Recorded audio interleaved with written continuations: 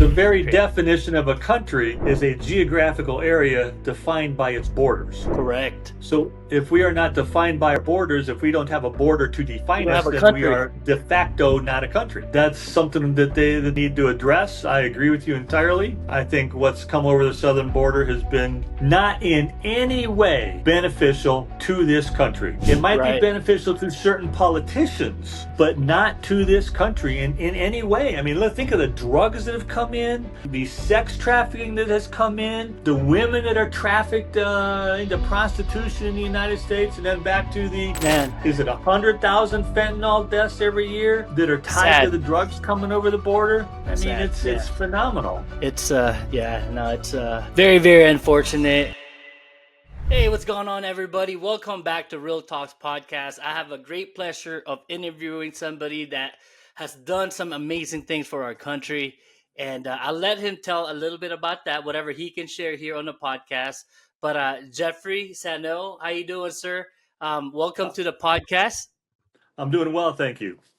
Awesome. So, Jeffrey, I know, first of all, I just want to say thank you. I know you've spent years and years of service and sacrifice for our nation, for our country. So, I just want to say thank you for that. I'm super excited to just kind of ask a little bit more questions or whatever you can share about your background and what you do now. But I know for a fact that you're a retired senior intelligence officer for the CIA. Super amazing. I think you're the very first one that I've met, so it's an honor. And you also now, as a retired, you're doing a lot of public speaking, which is pretty cool. Could you tell us a little bit more about, I guess, how you got started uh, with the CIA? Like, what was the was this something that you've always dreamt of doing, or walk us through the experience? So you're going to probably learn more about me than you ever really wanted to Nah, answer let's that do it. question. Yeah, Um, let's do it. I had a miserable childhood, divorce, blah, blah, blah, blah, blah. Okay. So I went away to college at the age of 18 to Ohio State University. After 2 years there, I was like, okay, this just isn't cutting it for me. So I joined the Peace Corps.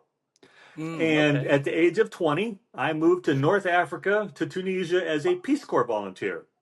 Wow. And it's quite an eye-opening experience. I'm going to put a plug in for the Peace Corps for those people who want to try and break the mold, to do something different, to give back, and to Yeah. take back from the world an experience that is indescribable. So Yeah. that's why I did it, and I'm glad I did it. After 2 years, I was going, wait, there's nothing left for me but to go back to Ohio State University. So let's go someplace else with the Peace Corps. So Hmm. I went to Gabon in Central Africa, and I'm working on agriculture machinery. That was my background. While I was there, I met a very kind professor from Sam Houston State University in Huntsville, Texas. And he said, well, when you're done, come on down. I'll get you enrolled. I'll get you a place to stay. I'll get you a job at the university. Well, alrighty then. Cool. So I wrapped up in Gabon and I went home, bought a car, and drove to Texas. Um, Finished up my bachelor's and master's degree. And then my first job out of university was at a turkey processing plant in Waco, Texas, killing 22,000 turkeys a day. After Wow. about 2 days, I made the decision that this is not how I see my future. And so Yeah. I started looking around for another job. And this was back in the day of newspapers, and the Wall Street Journal has their job inserts back then. Right. I remember that. And I remember so that. I, Yeah. okay, and so I applied for the CIA had an ad, and I responded to the ad. And as they say, the rest is history. I went through the Mm. onboarding process, the evaluation, the training, et cetera, et cetera. And it was a great career. I had a great time. Thank you for paying your taxes, everybody out there. Let me have a great career, and my family had a great life. So thank you very much. And That's awesome. I spent, like I said, a full career. I've been able to see lots and do lots, and and of course, contribute to the security of the country. We're not going to Right. spend too much time on that piece of it, but I was able to see lots of the world. And my now ex-wife, I couldn't have done it without her. Unfortunately, she's an ex-wife, but she was instrumental in all my successes, and I always try and give her due credit since she actually gets half my retirement. But she earned it. I'm not complaining. Yeah. Uh, so, um, since retirement, I have worked in a variety of security areas.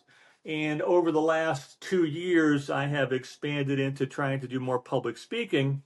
And I was talking about tangential issues until I had one guy, actually, I think it was a guy from 10X Stages that sold me the Hmm. 2 day program. I think Yeah. he said, "Have you ever thought about talking on leadership?" Oh, no. And then I thought about it. And, one of the things with CIA officers is they beat your ego out of you and then they build it Hmm. back up Yep. because you can't have people being crazy. So Right. you have to have a strong ego, but you also have to be controllable. You have to understand chain of command.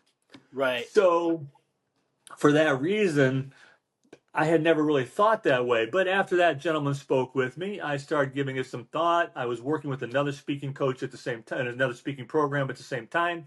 And so I talked to them about it, and we put together some very good presentations on leadership. And so now my keynote address is actually on leadership because let's let's let's face it, the CIA headquarters is a building full of type A, hard charging, driven people That's because right. otherwise they would never survive.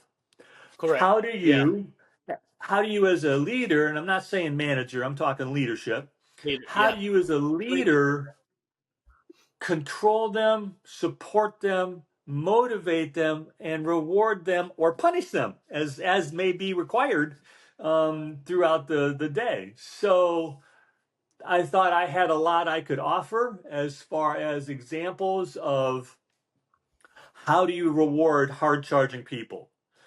You got to reward them. How do you reward people who are less hard charging but still very competent, very good at their job?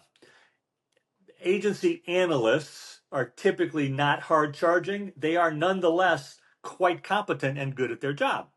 Yeah. So they require a little bit more of a push sometimes to get after things. And so that's why I sat and I wrote out it's about a 45-minute keynote, the full one, that talks about leadership. It talks about I love. some of the Yeah. fascinating people that I've been able to be a leader, be a mentor, be a guide to as they go down the very unique world of being an operations officer. Because there are only 1,500 of us at any given time. So it's I not a see. big crowd.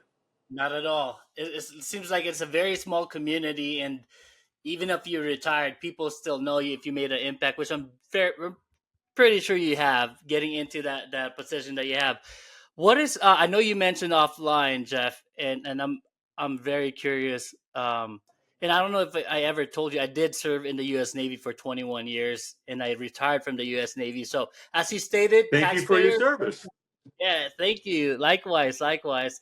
To the taxpayers that's watching, thank you. We are here because of you, and but leadership to me is near and dear in my heart. Getting up, climbing up to the ladders as an enlisted, service member, getting up to a senior chief role.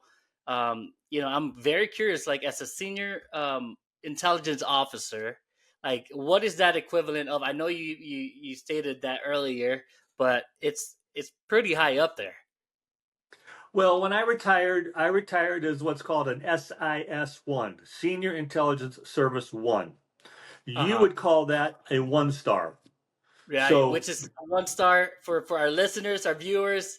It's a general or an admiral, so it's very very uh like high in the ranks. And so wow, that's an honor to be speaking to you. And I've worked with a lot of 1 star, 2 stars as well in my role, but yeah, such an honor. And leadership again, I think you're one of the more credible person to speak about it, and it's very very important. I to speak on that. I I've led, at one point my last tour as a senior enlisted officer for the U.S. Navy.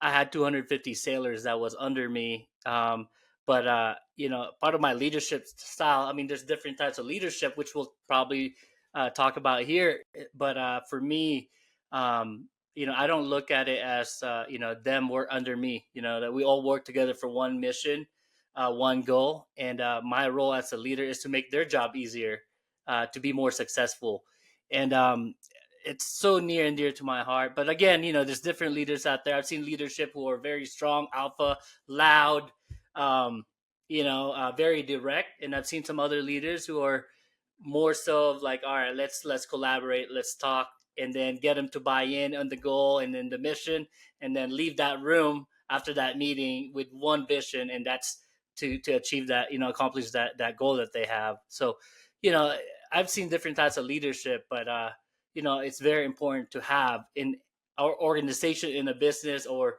any group, whether it's a nonprofit or a for-profit type. I think that's very important. So that's pretty cool. You obviously, how many years did you serve with the CIA, if you don't mind me asking? What was the question? Oh, sorry. How many years did you serve while you were in the CIA? 22. 22 years. Very cool. And then, so obviously now you have retired as well. Um, and you're focused more on the public speaking side. And what got you thinking into doing the leadership topic? Well, let's take a look back, take a step back to some of the things that you just talked about.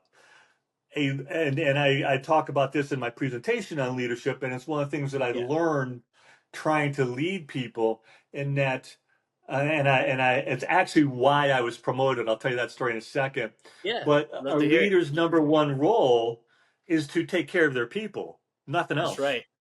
That's right. And I was head of the group that was monitoring shipping of various WMD related material, and we had been monitoring round the clock one Mm, particular vessel, and this had gone on for a month. I mean, when I say round the clock, I mean round yeah. the clock. We were Right. staffed up the entire time. Eventually, that issue was resolved and successfully. And the very next day, my division chief came to me and said, "Great job. We got one more just like it coming to be monitored, and so you're going to have to bring your team in over the weekend." My Uh-huh. response was, "No, sir. I am not bringing my team in over the weekend. They have been ground to a nub. I Mm, will come in over the weekend, and then we'll wow. see what needs to be done." Yeah. And it was said respectfully. Right. Right. Um, and he understood that number one, it was said respectfully, and number two, I was taking responsibility. I said, Correct. "I'll make that decision." So he was Right. okay with that. We ended up not coming in, but he actually repeated that story at the panel for promotion to SIS because it Wow. goes back to taking care Yeah, of your people. that's right. I- If you can't do that, then you should not be in a leadership role. It doesn't matter how smart you are, how pretty you are, whatever. If you Correct. can't take care of your people, then you have no business being in that business. Correct. In that role. And for sure, I totally agree with that. I'm the type of leader. I don't have a big team now, but when I was actively serving, I was always the first one to get into. I wouldn't say just the only first one. Like there's a couple of us that are like strong leaders in that command, and we would be the first one to come in early in the morning, get everything prepped, ready, started, work out together. For anybody that's willing to, like, hey man, build camaraderie. Let's work out the headquarters gym together, and then shower, get ready to work, be there early, and then we're still the last ones to leave. And it definitely helped out. In That's always been my leadership style, is to be a role model, and be in the front, not behind the desk leading. And I was able to turn around different command culture, as well as No good. being successful in the command. With the 250 sailors that I talked to you about, it was in Boston, Massachusetts. I was in charge of all of the Navy recruiting command in the 7 states of New England, and it was one of the hardest places to recruit and get volunteers. Um, and everybody was down. Everybody was working 10, 12 hour days, even on Saturdays. and I said, you know what, Eh, people, the team got burnt out. They lost hope. It feels like everything that they do was for nothing. They still fell behind in the mission. So I came in when they brought me in as a young senior chief. They're like, all right, this guy could probably relate to a lot of these sailors because he's still younger and everything else. And not short story, long story short, I basically got there. Um, I was a lot of people hated the changes I had to get implemented because I wanted us to win. And I said, just trust me, let's do it together and you'll see the results.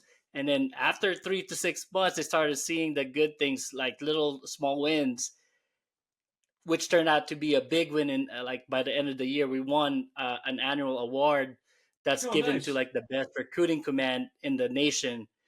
And we were able to do that in 1 year. And so um, to me, that's why leadership plays a huge factor um, in any organization, and that's why for me too, I love speaking about it.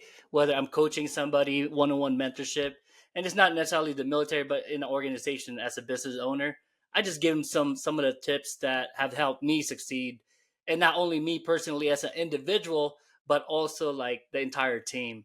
And so that's pretty cool that you get around, you get a chance to do that and go around the country and share your leadership, techniques, your styles, and your beliefs. Well, as you've probably guessed, I'm fairly approachable, but I wanted to Yeah, make that point abundantly clear when I took over a right. very large facility Yeah, in the U.S. And we had a big conference room, had a big conference room table in it. We had probably, I'm going to guess, 30 employees at the time. And so my very first staff meeting, I made everybody move the table out of the middle to the side and put all the chairs in a circle. And I I said, see. this is how we're going to communicate. We're all equals. Yeah, I'm the boss. Someone's got to be the boss. Right. But we're all equal. When it comes to operational discussions and operational decisions, I all love that. ideas are good ideas. We just got to Yes, sir. vet them and work through them. And we do that with no barriers to rank. Sorry, we're not going to play that game. So Yeah, that was love how it. I started that process. That's awesome. It's funny you say that. Like when we do our strategic meetings, it's the same way. Like I have a CEO, commanding officer, there that I work for, right? But inside that room, all the senior enlisted leaders, the senior officers who are, in charge, we're all equal, putting together our minds together and coming up with, different strategies and plans. And everybody's the same. We can disagree in there, but once that meeting is over, we're all coming out, regardless of the disagreements, the yelling, the cussing behind closed doors, because we don't agree in certain things. But when we leave that that room, we're all lock hand step together. Like this is how we do it. And strong leadership front is very gravitating towards the other people. Like they'll see that you guys, the leadership cares about the team and the mission. And it's always something that for me, I think is my favorite trait of mine, is being able to work with people, and getting them to not necessarily what's that word I'm looking for, coerce them to do other things, but just to inspire them, right? that's You want to that that's our encourage them. mission. Encourage them, Encourage. correct. Correct. That's pretty amazing. And as far as like your public speaking, how did that come about? Like I know, obviously your role, for the people that's watching, as a senior intelligence officer, you're very high ranking. I'm sure you're very comfortable speaking in public already, and with a group of people, high level personnel as well, I'm sure. And but how did your public speaking gig started? Like after you had retired, like how did that come about? Well, I spent a lot of time in the Middle East, Hmm. and I think I have had eyes on and hands on some of the impact of, let's just call it the culture and religion of the area, so I don't go out and offend anybody on your podcast. Sure. So I started speaking on, well, first I did the research. and the books are out there. So nothing Hmm. I said could ever be denied as not being true. Yeah. But because I'd been called a variety of names, but it's like, sorry you don't like me, but go back Yeah. to the book. It's right here. So I spoke on that for a while, pretty much locally, but I spoke on that and the impact it could have in the U.S. And then I went back overseas to a couple different activities and then came back and started speaking again, but I refined it to be a little more on some of the religious sites I've seen. I've been to Damascus 100 times.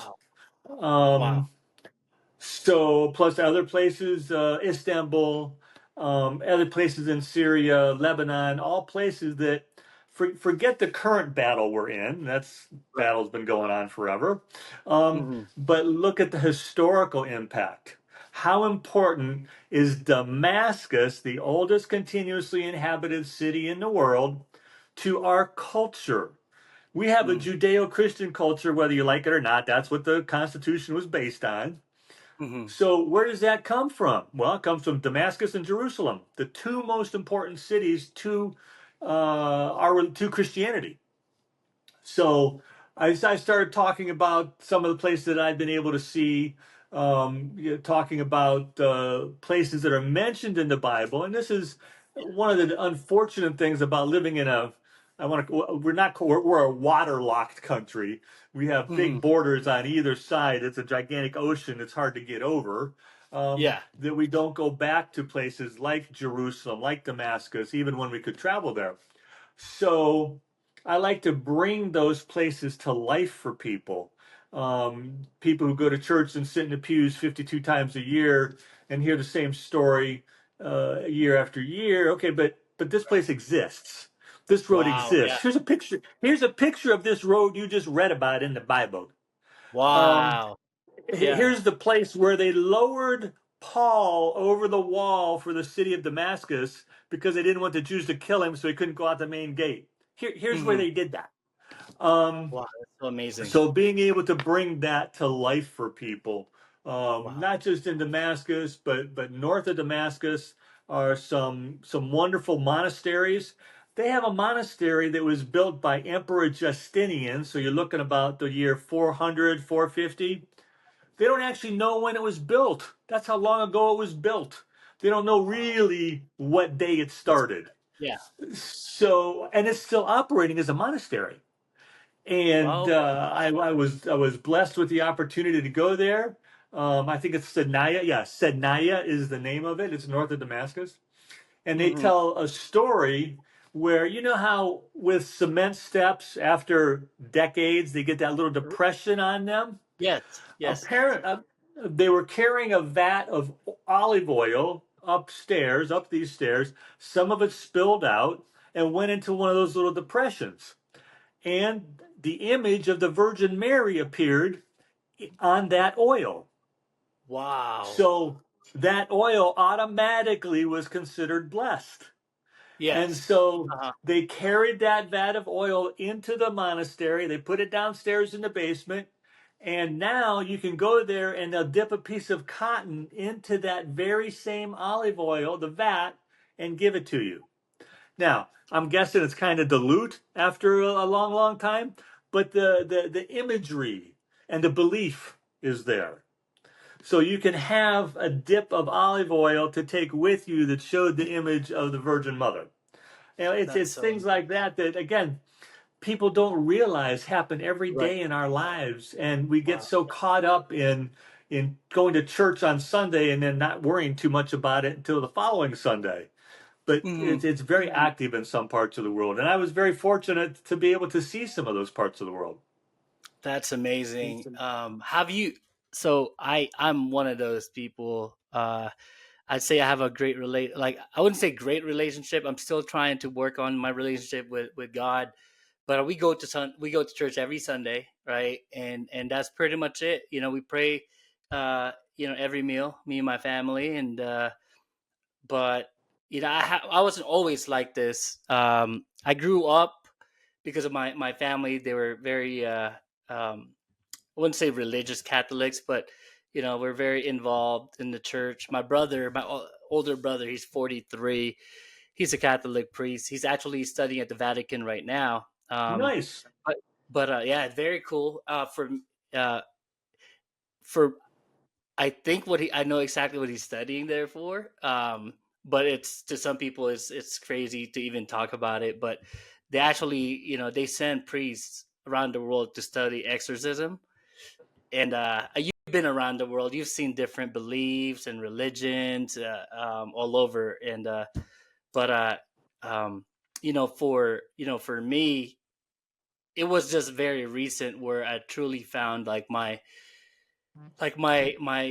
wanting to truly get connected with God and everything. But for you, Jeff, like how like how have when was it when you knew that, all right, God is real, I'm gonna devote my time and my life into this, not necessarily as in a priesthood type of way, but more so like, all right, our true, like, giving ourselves to the Lord, right? But I don't want to make this too much of a, like, religion or Christianity or whatnot, but it's important to me and it's important to you. So let's definitely talk about it here together. And so, yeah, just going back to my question, like, when was it for you when you truly found out, like, all right, I'm gonna be like diving deep into this and giving my life to the Lord, if that. The birth of my second child.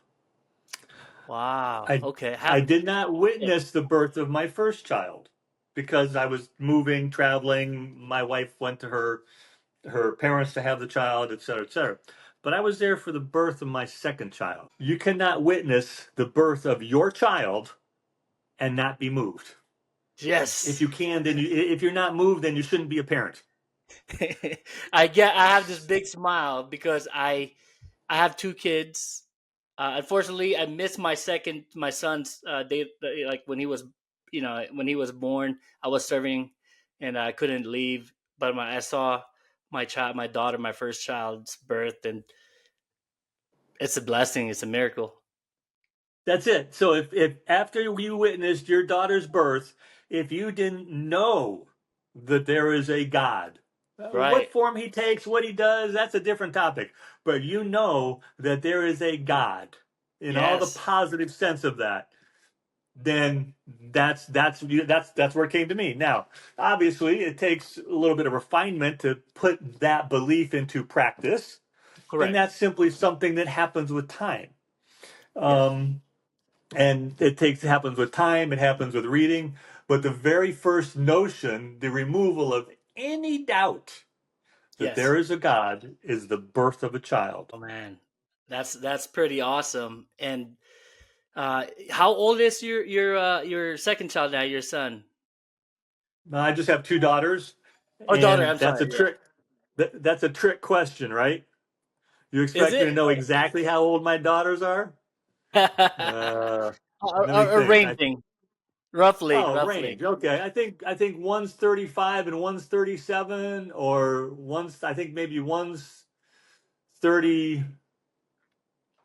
one's 35 and the other one's about to have her 37th birthday in a couple weeks. Very, very cool. Very cool. I'm older than them by three. Your eldest by 3 years. So I am actually 40 already. So, um, but no, that's so cool. I mean, I know, as a parent myself, regardless of how old they get, I always see them as like, this little, little newborn, and it's what I always pray for every day, being grateful just to Oh have yes. them Oh around, yes. you know. The only thing better is grandchildren. Oh, I heard about that. So are you a grandfather yet? Wow, three Got already. three of them. So it's not my what do you call it? My mom is the one who told me that it's different. Like having a Oh yes. grandchild, I forget what she said, but like she's more into my grandchild than than me now. You know what I mean? Like their children. I wouldn't know yet, but everybody tells me that every grandparent is like it's such a, I wouldn't know. And I say this to other people, right? Like I didn't know how important, parenthood is, or how much of a blessing it was until I had my own. And I'm pretty sure once I become a grandfather someday, my daughter is very young still. She's only 17, but at some point, I'm sure I'll Let's get to give her another experience that. decade or so. Give her another Yeah, decade or so. that's what I'm hoping for. That's what I'm hoping for. Um, but no, I'm still young enough. My son is 14. He just turned 14 2 weeks ago, and I still get a chance to spend time with him, play basketball, do different Nice. things. It's the best. Like it's the best um, feeling, being a parent and everything. And as an entrepreneur, as a business owner myself, I've gone through, and being in the military, we went through a lot of different hardship. I'm a war veteran of two wars that Mm-hmm. we participated in, Operation Enduring Freedom and Operation Iraqi Freedom. And Mm-hmm. I was away for about 6 years towards the end of my naval career. So I was like, my kids grew up for 6 years. I'm like, oh man, I got to see them maybe once every other month. But time passes by so quickly. And so now, being retired from the U.S. Navy, I've been home for the last 2.5 years. But it's a blessing to be able to wake up and see them, make breakfast, take them to school, after school programs. And yeah, it's just such a great feeling. Other than seeing success in the business and everything else, I wouldn't change or uh, like trade my experiences. Like I would lose my business first before my time with my kids. Now it's that important to So me. so think about all the fun times you have with your kids, Yeah. and then take away all the work and Yeah. expense. That's a grandparent's life. So Oh, I nice. I get to spend a day at the beach with my granddaughter, or do whatever. She comes over here, she paints my toenails. Yeah, okay, what do I care? Yeah, yeah, yeah, Or runs around in the backyard with a friend of hers, and causes a lot of mayhem. It's a lot of fun, and then she goes home. That's yeah. the nice part. She goes home. Gotcha, gotcha. Oh, we have a guest who came on. I think it's Miss Angel.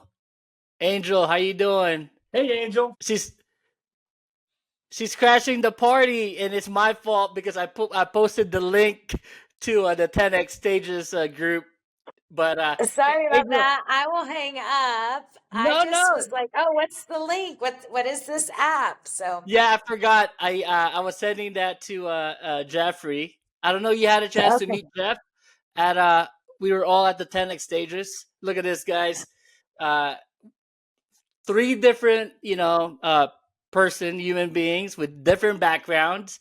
Um, as you know, or by the time you guys see this episode, Angel's episode would have already been broadcasted and published. But Jeff, I don't know if you got a chance to meet Angel. She's an absolutely amazing human being.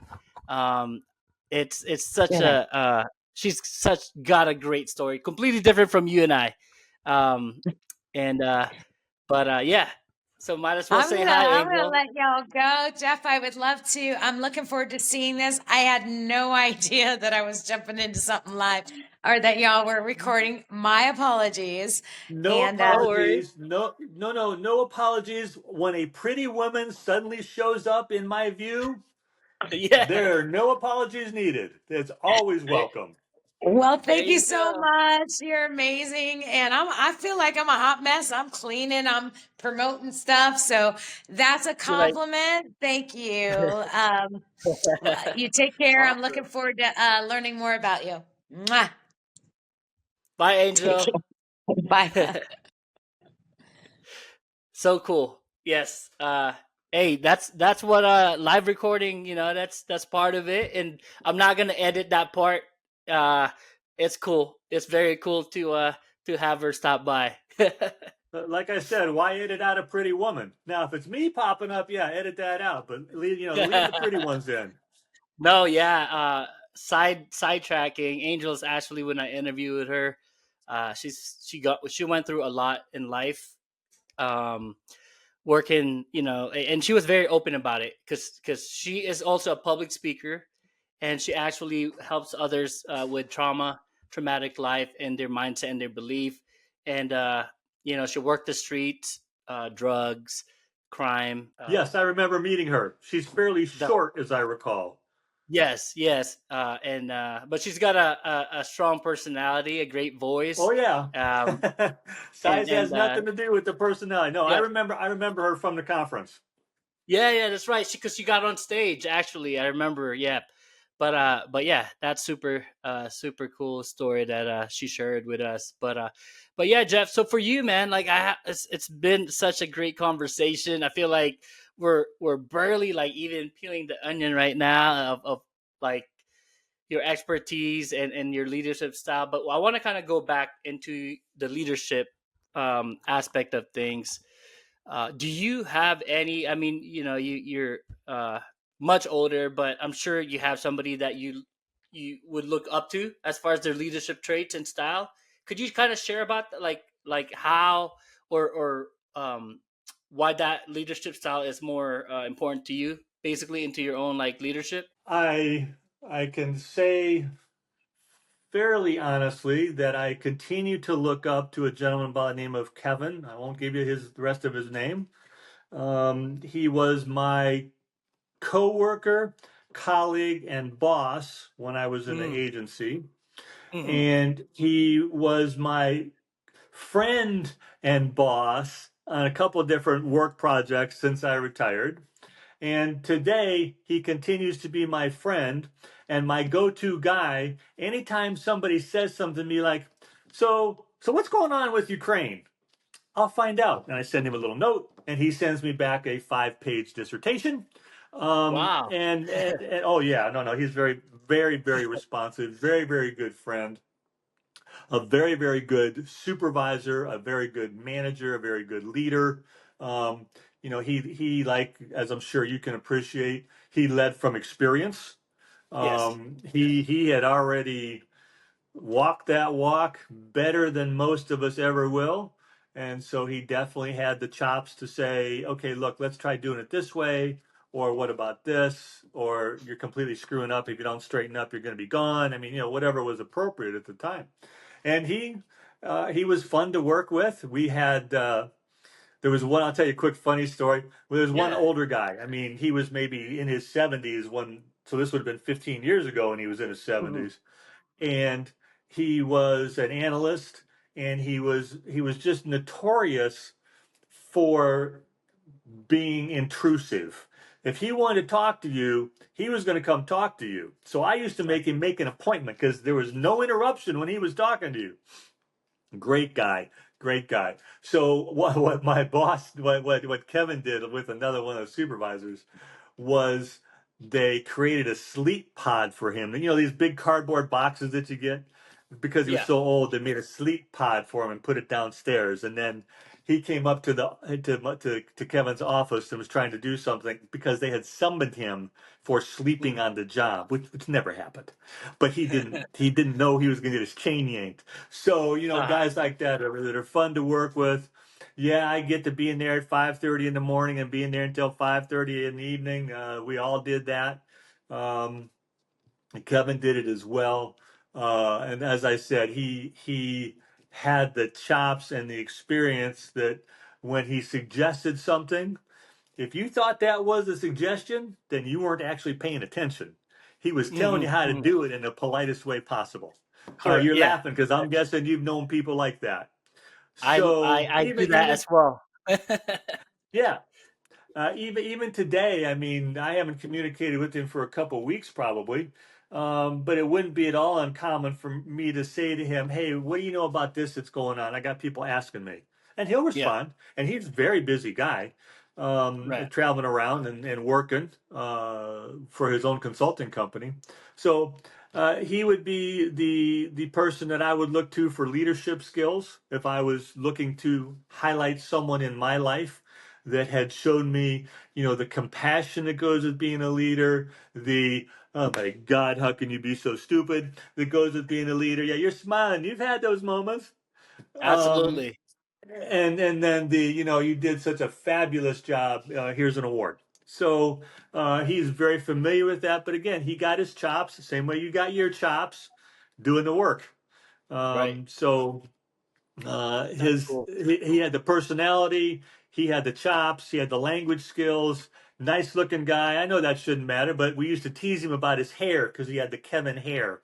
He was very proud of his hair. Unlike me, I Okay. don't got a lot very much anymore, but he was very proud of his hair. So we Nice, would tease nice. him about That's that. awesome. I Yeah, love so he that. was a great guy. I love that camaraderie. Even after your service, you still. I still have other people that I respect, commanding officers that are obviously when you're on active duty, you have to respect the boundaries of the your ranks, right? For obviously professionalism and everything else for the sake of the command. But now that we're both, like I have somebody that I look up to as a mentor. He's the best commanding officer, which is basically a commander in the U.S. Navy, which is an O5, three ranks below a one-star, admiral. But yeah, like we still communicate. Not as much as I guess you and Kevin. But uh, I still look up to him, and I still talk to him now. It's funny because before, I would never call him by his first name.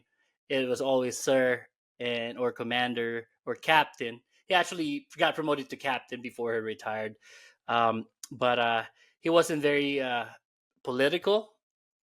So as you move up in the ranks, I'm sure it's probably the same with the CIA. You got to be very political, got to be part of the good old boys club to maybe get up to the next rank or whatever. But he wasn't that. It He helps. kept. It helps, yeah, it helps for sure. But no, he ended up retiring as a captain. And it's funny. It's not funny, but we're actually putting together from our command, when we served all together back in 2006 era, 2006 to 2009. That was I'm sure you remember it. It's basically when we got the bubble burst, like basically the recession. But we were thriving as a command, somehow under his leadership. But long story short, again, we're putting together a reunion next summer. All the people that were serving under him, and this was how many years ago? 2006. So it's almost been eight, 18. Is it 18 years almost? Yeah. But there's about 180 service member. A lot of us are retired already. Some are still active duty, but moved up in the ranks and higher ranks. There's about close to 180 people that are that gave the verbal that we want to go back. We want to meet everybody else and have this reunion. 180 people of when we served 18 years ago. It just shows you how great that command was, the culture, the climate. I was a very young junior sailor at the time, in a young leadership role, but I I it amazes me that 18 years over, already been 18 years, and all these people are wanting to come back because of that experience, the leadership from that captain or that commanding officer at the time. It just tells you how important leadership is, and um, ever since then, I saw how I wanted to be as a leader, and that captain who I look up to very much, it was always about the people, the team, the command first. He always put everybody first before him, and but he was a strong leader. Like if you messed up, you will get it. You'll definitely you'll know behind closed doors, depending on how severe it is. But he was fair. He was just, but he was loved by everybody, at least for the most part. And then there's some people that are bad apples, bad seeds that are like, all right, I didn't like him, but that's just anywhere, If Yep. you already know how that works, regardless of what, you can't please everybody. Our role as a leader is not to please everybody. It's to take care of your people and to make sure the mission happens, the mission is Take care of your accomplished. people, meet the mission. Yep, that's That's pretty right. much all there is to it. Yes, sir. So I'm glad that you and I think alike about that. And um, I want to kind of ask you, and you mentioned that you have a speaking event coming up. Could you Mhm. share a little bit about that and what is going to be your keynotes, your talking points? Sure, I'd be happy to. This is the Oh, group. there. All right. Okay. For people, just in case, because it's not very The clear at this Republic, point. that's fine. The Republican Conservatives Ormond Beach Assembly. Okay. On, Nice. Where's this happening? on, it's in Ormond Beach, Florida. Very cool. Very, very And cool. it's next Saturday, and I was asked to provide an update on the status of the Trump assassination attempt. Very hot topic. So, what's that? It's a very, very hot topic. Yes. President Trump took a bullet for us. But yeah, let's talk about that. Let's. What are going to be your keynotes on that? Well, the biggest point, the conclusion, well, let me start again. So I'm going to kick this off with a 1 minute video compilation a good friend of mine made, very talented videographer, which shows about 15 seconds of the Kennedy assassination. Hmm. Then that goes into about 15 seconds of when Ronald Reagan was shot in 1981. And then that goes into the concluding, I don't know, 20, 25 seconds of when Trump was shot. Yeah. And that's just to try and get people to focus. Now, if you think about that, Ronald Reagan was 40 years ago, 43 Right. years ago in 1981. 81. Yeah. Yeah. So then when you look at what happened with Trump, Trump was the victim of incompetence. He Mm. was not the victim of a conspiracy. He was the victim of bad communication between local law enforcement and federal law enforcement. Um, and you had the left hand not knowing what the right hand was doing. In addition to that, because the Secret Service, and I get this straight from a law enforcement officer of mine, because the Secret Service has been lucky over the last 40 years, they have become somewhat complacent. When the director of the Secret Service talks about the perimeter, the outer Yeah. perimeter is at 500 yards. Hmm. There is not a rifle out there that won't reach 500 yards 500 with yards. some degree Yeah. of accuracy. And there Right. are some rifles out there that will reach from the military. You know your military background. You can reach 3,000 yards, or Correct. 3,000 feet rather, Feet. with Yeah. a good degree of accuracy. So Right. why on earth would they set 500 feet, or no, 500 yards? Why would they set 500 yards as the limit of their perimeter? Again, yeah, like I said, people got thrown out of my office. Well, we've always done it that way. Well, we've never done it Uh, that way. Get out of my office. We need creative thinking. right. Certainly in the intelligence world, it's the world's oldest Especially. profession. It's right up there with prostitution. And we have to keep thinking of new ways to do things. And it's the same thing with the Secret Service. Theirs Hmm. had never been challenged. Now, I've been told that they did fantastic work in protecting Obama. I'm sure you can imagine Obama got a lot of threats Right. for whatever reason. He got a lot of threats, and they squelched them all. They protected him the entire time, and I'm very glad for that. So they haven't had an actual shooting in the lifetime of anybody who is a serving Secret Service officer. So Wow. that means they would have to have been 20 or 22 in 1981. Right. Okay, and then that makes them my age now. So they didn't have a shooting in that time. Yeah. Um, so they have become somewhat complacent. And it's really hard, and I think you probably experienced this in the military.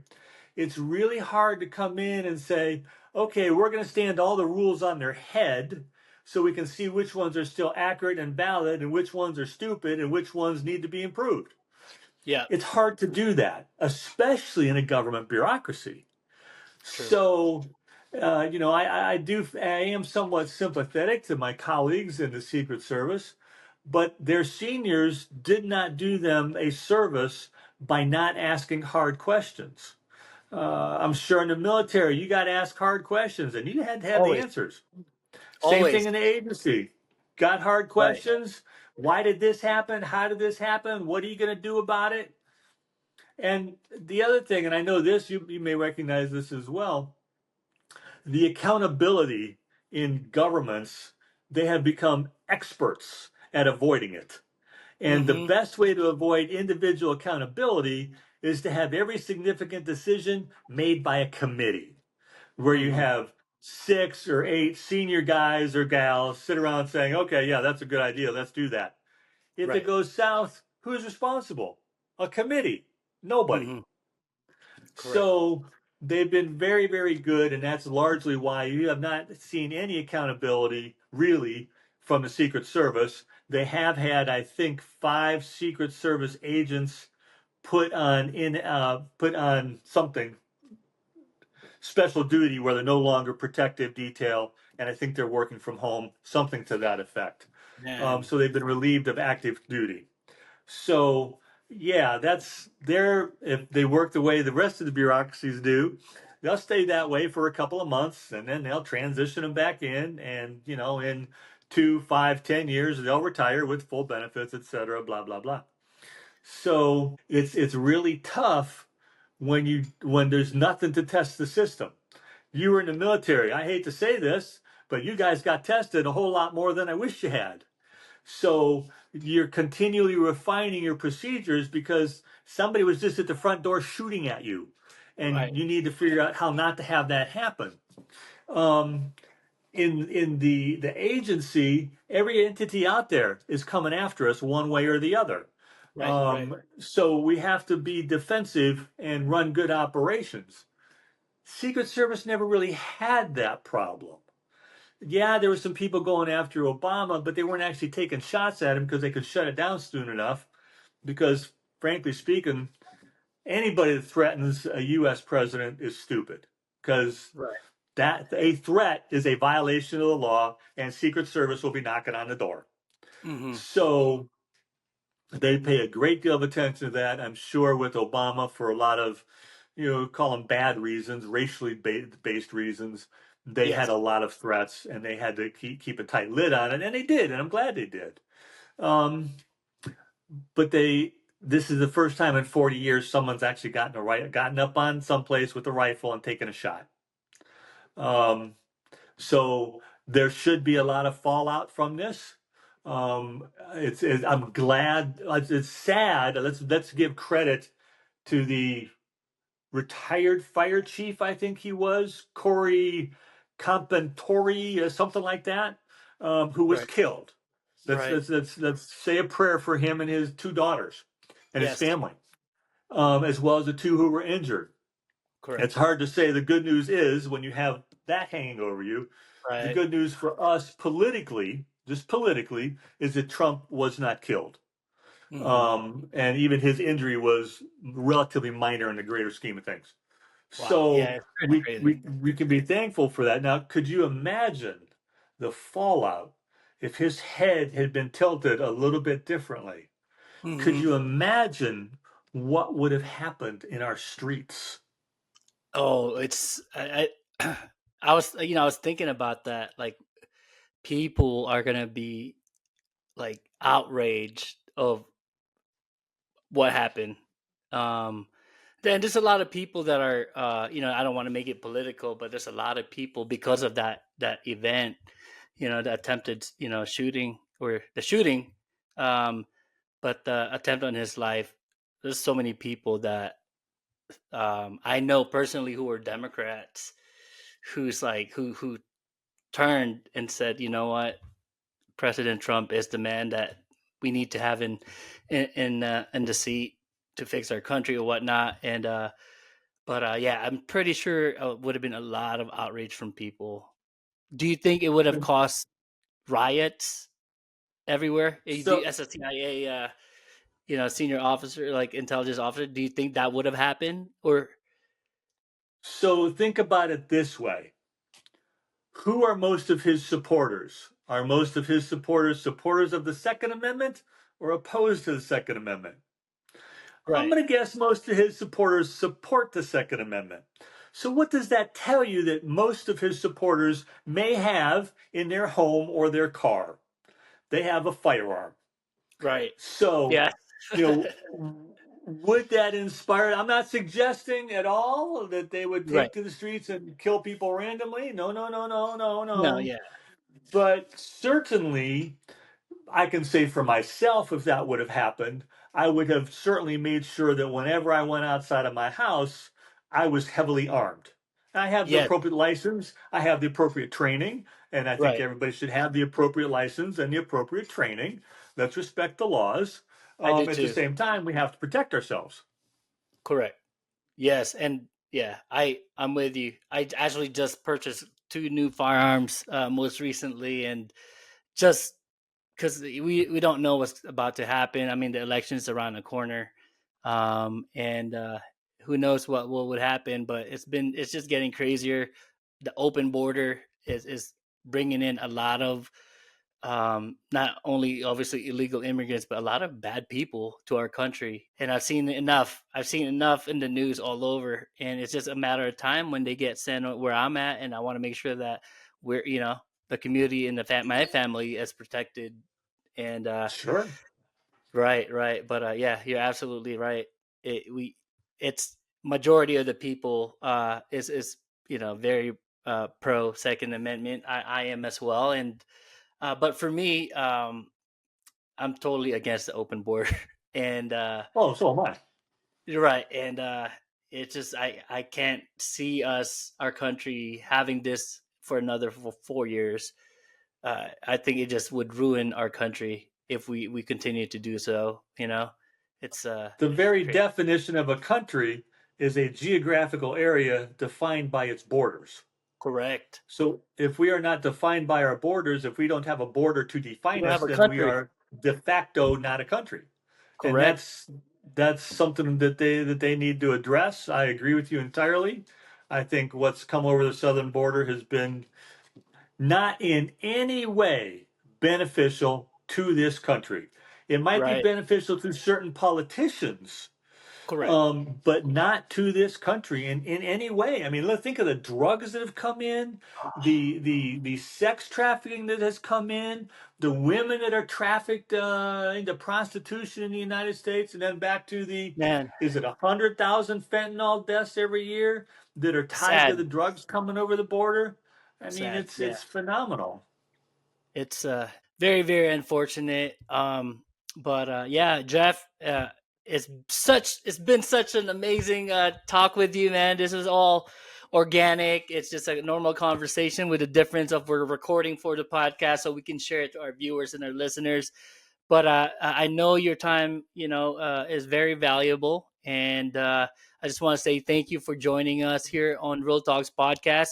This episode is different from all the other episodes that we've shared to our audience, and I do hope that a lot of people who once they see the thumbnail and everything else, once we promote the episode, that a lot of people would love to watch and listen to this episode and learn more about you, Jeff.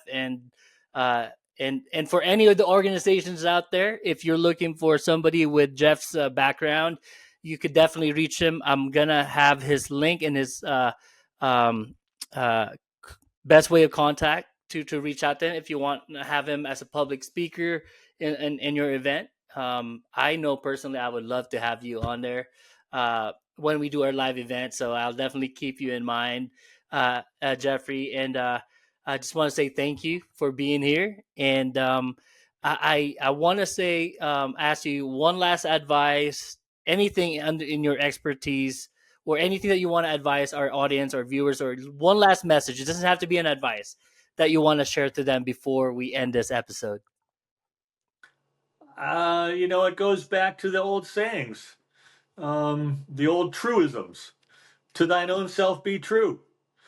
Things of that nature. you take care of your family. I mean, these are all common sense things that unfortunately get away from us. But I was a small kid when I first got "To Thine Own Self Be True," shall we say, spanked into me by my mother.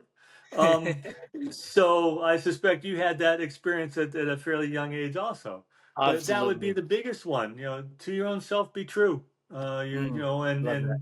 keep the faith. I love that, Jeff. Thank you so much, sir. I'm looking forward to hearing more about your new adventures. I personally love to travel, and you got to experience a lot of that, and I hope you still do now, more so than ever. But I want to say thank you for your service. It means a lot to me. I respect the position. People, whether you're a firefighter, a EMT, any position of service, I have so much respect because I know how much sacrifice and hard work that we put in to serve others, right? And You I just know want to say, that because you made the service yourself. yes, And sir. so, likewise, we owe you a debt of gratitude as well for your service and for your leadership and mentorship Yes. while you were in the service. Yes, sir. Thank you. Well, now it's a new chapter for you and I both. I don't know how new for you, but I have new goals, new aspirations, but I still want to serve others, and that's one of the reasons Absolutely. why I do what I do now. I found a calling when I was in the U.S. Navy, and it took me about a couple of years before I refound a new calling, and I'm glad that I'm on this journey now. But I appreciate your time, and I wish you all the best, Jeff. And I'm actually going to be talking with your wife soon about uh, her basically what she do to help others, which is going to be cool. We'll air that episode once we get it recorded. But definitely good luck to everything that you do, Jeff. And I'm very honored to have you on the show again. And for our viewers, our listeners who found a lot of value in this episode, please like, comment, and subscribe. And we'll see you at the next episode. Take care. Thank you very much. It's been my honor.